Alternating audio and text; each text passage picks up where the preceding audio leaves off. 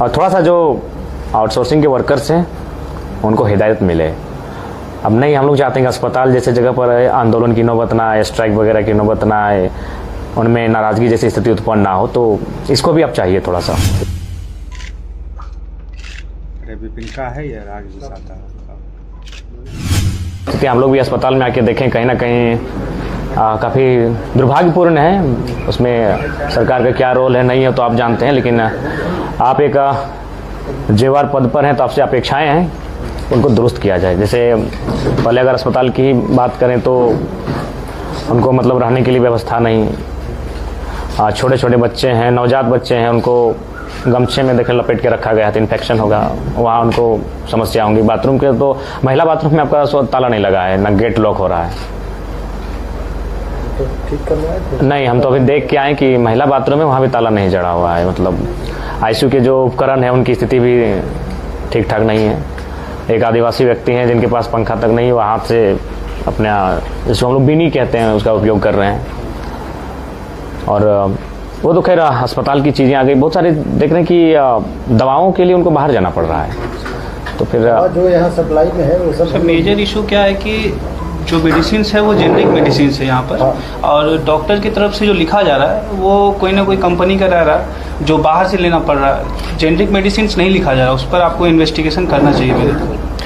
देखिए, एक्चुअली लोग तो इसी उम्मीद से आए हैं ना कि माइंड में कि भाई वहाँ गरीबों का इलाज होगा, फ्री में होगा, सरकारी अस्पताल है। हाँ, लिखा हुआ नहीं रहा, तभी इतना बाहर इतना जो मेडिकल हॉल है किस लिए चल रहा है, उस पर आप देखिए थोड़ा लिखते हैं सब। और उन अस्पताल के विषय के बाद जो महत्वपूर्ण है कि यहाँ के जो आउटसोर्सिंग के माध्यम से कार्यरत जो लोग हैं, मतलब उनमें इस बात का डर है कि उनकी नौकरी कभी भी जा सकती है। कोई 10 साल 15 साल सेवा दे चुका है, तो ऐसा माहौल क्यों? इसलिए इसमें आउटसोर्सिंग के मामले में जो भी सरकार निर्णय लेती है वही हम लोग फॉलो करते हैं। और आउटसोर्सिंग में भी कुछ नियम कानून है कि सभी लोगों को नहीं लिया जा सकता है। सरकार उसके लिए देती है कि इतना ही लोग को आप ले सकते हैं, उतना ही लोग हम लोग। ठीक है, नए तो आप लेंगे, ठीक है, उनको नए नहीं, नया नहीं ले रहे हैं हम लोग, जो पुराने अच्छा पुराने हैं जो कई वर्षों से सेवा दे चुके हैं, तो इसके उनमें भय क्यों है? नहीं, तो ये सरकार के स्तर से ये होना चाहिए कि जो कॉन्ट्रैक्ट पर नियोजित हैं उनको परमानेंट करे। तो ये तो सरकार का निर्णय, नीतिगत निर्णय है, इसमें हम कुछ नहीं करते। अच्छा, उनकी सैलरी कटौती को लेकर सैलरी तो जो नहीं प्रिस्क्राइब है, जो प्रिस्क्राइब है उसमें आधा दिया जा रहा है, ऐसा मतलब वो कह रहे हैं लोग। इस पे भी आपको इन्वेस्टिगेट करना चाहिए। नहीं, अकाउंट में जाता है, हाथ में किसी सरकार की तरफ से तो एनईएफटी नहीं किया जा रहा सर, जो आउटसोर्सिंग कंपनी है उसके तरफ से किया जा रहा है। नहीं, वो उसका है स्टेटमेंट वो लोग देता है, तो वो उसका पासबुक में आप देखिएगा। तो एक पारदर्शिता तो रहना चाहिए ना दोनों के बीच में। हाँ, तो वो ये उसके पासबुक में जाएगा, वो हाथ से पैसा नहीं दिया सकता। हाथ से नहीं सर, आउटसोर्सिंग कंपनी की तरफ से क्यों दिया जा रहा है पैसा? नहीं, वो नियम आउटसोर्सिंग कंपनी को ही लिया गया है, सरकार की तरफ से जो दिया जा रहा है। नहीं, सरकार के द्वारा लिया गया है उसको। अब वो देते हैं कि इतना आदमी हमारे काम कर रहे हैं, उस अनुसार वो फंड रिलीज होता है और उनको पैसा वही जो ईपीएफ जीपीएफ सब है काट करके जितना पैसा बनता है वही उनको दिया जाता है। और वो भी हाथ में नहीं दिया जाता है, वो डायरेक्टली उनके अकाउंट में ट्रांसफर होता है। हाँ, इसमें आपका क्या रोल हो सकता है? इसमें तो ये सरकार का नीतिगत निर्णय है। तो ठीक है, आप हर चीज़ को ठीक है मानते हैं, सरकार हर चीज़ को डायरेक्ट देखते नहीं है। टाटा अगर जमशेदपुर में है तो नहीं लगता है कि रतन टाटा डायरेक्ट उसको वॉच कर रहे हैं। तो ठीक उसी प्रकार सरकार तो डायरेक्ट इस हम लोग केवल ये देखते हैं अस्पताल को देखने कार्य नहीं कर रही है, उसके लिए आपको डिप्यूट किया है, तो जाहिर सी बात आपके पास कुछ ऐसी शक्तियाँ निहित हैं जो आप कर सकते हैं। जो पैसा उनको देना है वो सरकार है सो देती है, उसमें ईपीएफ जीपीएफ जो है सो कट करके जितना अमाउंट बनता है वो ऑनलाइन जाता है, उसमें कोई बीच में नहीं है। उनके जॉब सिक्योरिटी के लिए क्या आपका क्या? जॉब सिक्योरिटी के लिए तो ये तो नीतिगत निर्णय है, ये सरकार ही डिसाइड कर सकती है। कुछ तो एश्योरेंस मिलना चाहिए सर आपकी तरफ से। जब नहीं, हम एम्प्लॉयर नहीं है उसके। वही तो इशू है सर कि गवर्नमेंट का हॉस्पिटल और प्राइवेट एम्प्लॉय रह रहे हैं तो नहीं, गवर्नमेंट को जो गवर्नमेंट है वो एजेंसी के थ्रू ही कराती है। इस पर आपके तरफ से कोई पहल किया गया है कि सरकारी अस्पताल में प्राइवेट एम्प्लॉय क्यों रहेंगे? ये हम लोग कर ही नहीं सकते। या फिर आपकी तरफ से ये पहल कि जो लोग 10 वर्ष 15 वर्ष सेवा दे चुके हैं इसी सब नीतिगत बात है, इसको हम लोग ऐसे सरकार को नहीं चाहते। कुछ सर अपनी तरफ से भी आप कोशिश नहीं, कीजिए। वो तो कहा हुआ है, वो तो मालूम है उन लोगों को। अभी हाल में हटाया गया था, हमारे पहले जो थे तो उस समय कुछ लोगों को हटाया गया था, फिर सरकार ही विड्रॉ की उस नियम को, तो उन लोग को फिर हाँ, सूचना मिली है कि जो महिला कर्मचारी हैं वो प्रस्तुति के दौरान उनको मतलब वैकेंट वगैरह का प्रावधान नहीं है। जो हाँ हाँ वो तो जैसे नहीं, वो जो प्राइवेट नियम के अनुसार उसमें नहीं है सर। जैसे कोई मान लीजिए प्रेग्नेंट लेडीज है तो उनको प्रेगनेंसी के दौरान तो छुट्टी मिलना चाहिए ना, वो जो भी सरकार का प्रावधान है वो सब वहाँ मिलता है, उसमें नहीं है सर। एम्प्लॉयज आप थोड़ा सा एक बार देखिए, जो चीज़ें आप कह रही हैं वो मैच नहीं कर रही हैं। हमारे इन्वेस्टिगेट से आपकी जो चीज़ें कह रही हैं वो चीज़ें मैच नहीं कर रही हैं। तो हम चाहते हैं, आप जिम्मेदार पद पर बैठे हैं, पता नहीं आप चीज़ों को बारीकी से यहाँ से देख पा रहे हैं कि नहीं, एक बार देखिए। वहाँ सुपरिटेंडेंट का चार्ज मेरा ओरिजिनल चार्ज नहीं है। सीएल भी वगैरह वो सब कुछ अलॉटेड नहीं है वो लोग को, ईएल सीएल कुछ भी नहीं है। जो ये आउटसोर्सिंग पे जो एम्प्लॉयज है उनका बात कर रहे हैं हम, वो लोग को सीएल भी नहीं मिलता है, जबकि नहीं, कहीं CL तो है नहीं है सर। देखिए सर, आप इतने बड़े दायित्व पे होकर हर चीज़ को आप इग्नोर नहीं कर सकते हैं। आप इग्नोर ना इग्नोर करने की करें। बात आप इतने अनुभवी हैं, इतनी वर्ष आप सेवाएं दे चुके हैं, और अगर आप तक चीज़ें नहीं हैं तो बड़ा दुर्भाग्य है। ठीक है, इसको हम देखते हैं। नहीं, देखना ही होगा। अपेक्षाएं किनसे रहेंगी? आप रिस्पॉन्सिबल चेयर पर बैठे हैं। लगता है सीएल में कोई दिक्कत नहीं है, आईएल का जो भी प्रोविजन होगा सो सब सरकार के नियम। आप एक रिस्पॉन्सिबल कुर्सी पर बैठे हैं तो आपसे अपेक्षाएं हैं। और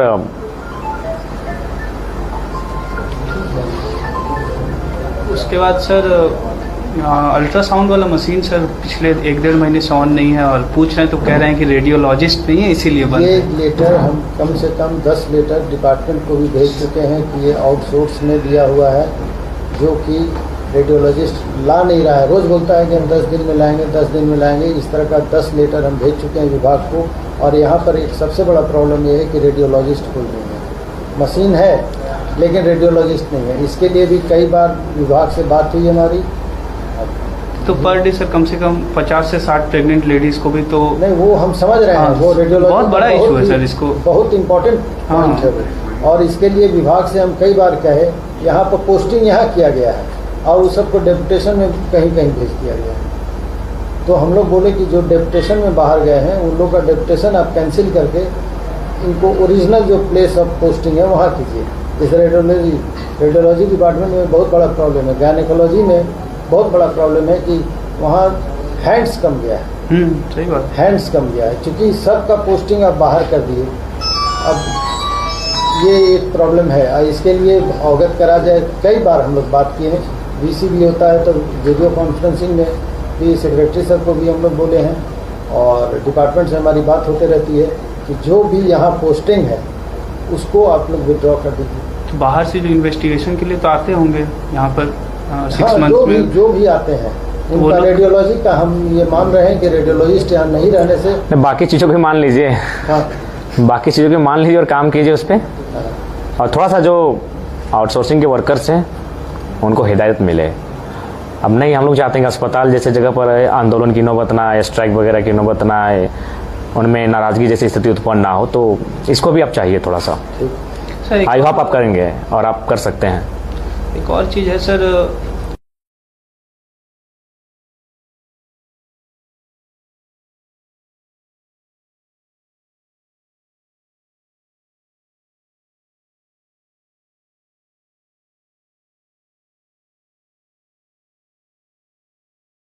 कि हम लोग देख चुके हैं नहीं, इसके लिए हम सीएम जी से बात किए थे कि आप कुछ नहीं तो ही 10% का, लेकिन एक लिस्ट बना लीजिए और उस लिस्ट के अनुसार आप लोग ऐसा कलकत्ता भेज दीजिए और उनका है तो अभी जो बच्चा है उसको थोड़ा सा तत्काल कीजिए। अनहोनी हो सकती है, जिस परिस्थिति देख रहे हैं उसके शरीर की जो ढांचा है और जो स्वरूप बिगड़ रहा है, तो आप अगर मान के चलिए ईश्वर के रूप में हैं तो आपको तो अपनी आंखें और कान सब कुछ खोल कर आप मिले हैं उस बच्चे से, कष्ट कीजिए।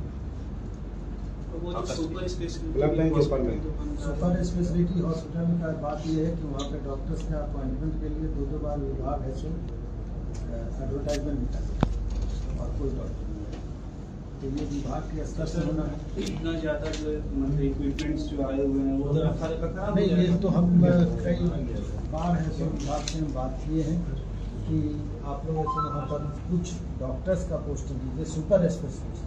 ये ऑर्डिनरी डॉक्टर जो MD किए हुए हैं उनका काम वहाँ नहीं है, वहाँ पर DM MCH वाले लोग जाते हैं। तो उसी योग्यता के डॉक्टर रहें और उसी तरह का वहाँ पे स्टाफ जो उनको सपोर्ट करे, ये स्टाफ वहाँ नहीं सपोर्ट। आपकी तरफ से कुछ स्ट्रिक्ट एक्शन लीजिए सर, ऐसे आप नहीं, हम अपॉइंट नहीं कर सकते हैं। आगे आप बात बढ़ाइए। बात हम कई बार कर चुके हैं। और पानी की समस्या नौपेटी में पानी की व्यवस्था नहीं है, हाँ? बाहर से लोग पानी लेके आ रहे हैं। नहीं, पानी के लिए लगवाए हैं। नहीं, नौपेटी में तो आपका पानी की व्यवस्था नहीं है। इमरजेंसी के पास भी पानी नहीं है। नहीं है। व्हीलचेयर का भी बहुत सारा व्हीलचेयर डैमेज है यहाँ पे, व्हीलचेयर का भी बहुत सारा कमी है।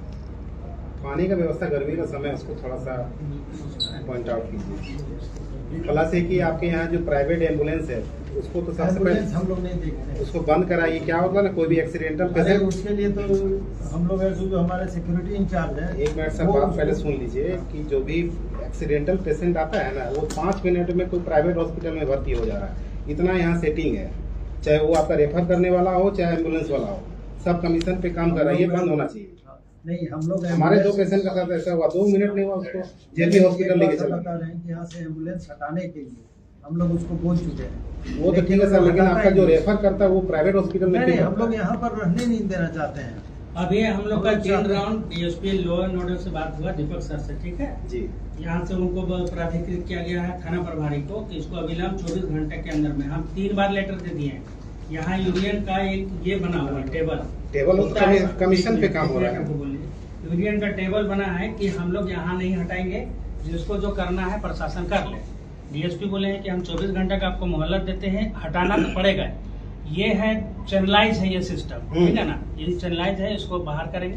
अच्छा, इसको हम रोजी रोटी से नहीं मतलब बाहर कर रहे हैं। ये पेपर ब्लॉक जो बना हुआ है BCCL वाला, उसमें वो लोग चले जाए, वहाँ से कॉल करेगा आ जाएगा। लेकिन ये जो चैनल बना है उसको ब्रेक करना पड़ेगा। कैंपस से बाहर होना चाहिए। ये लोग, आप लोग भी बात कर लीजिए, आप लोग लोकल हैं, आप ही लोकल लोग हैं यहाँ पर जितना है। और जो रेफर कर रहा है उसका भी सेटिंग है, वो उस पर भी संज्ञान लीजिए। हाँ ठीक है, वो सेटिंग है, इसलिए तो बोले वो चैनल को ब्रेक करना है ना, उसी को तो बात हो रहा है कि अगर है तो उसको लोकल निजी अस्पताल में पेशेंट क्यों चला जा रहा है?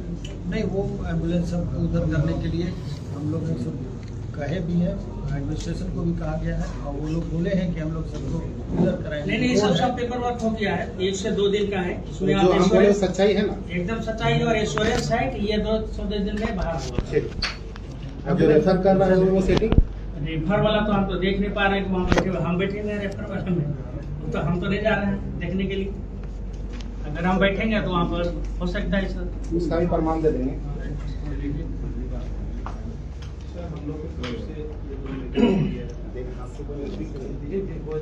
खड़े हो जाओ।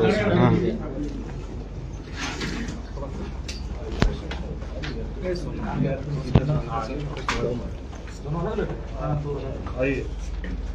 तो भैया इधर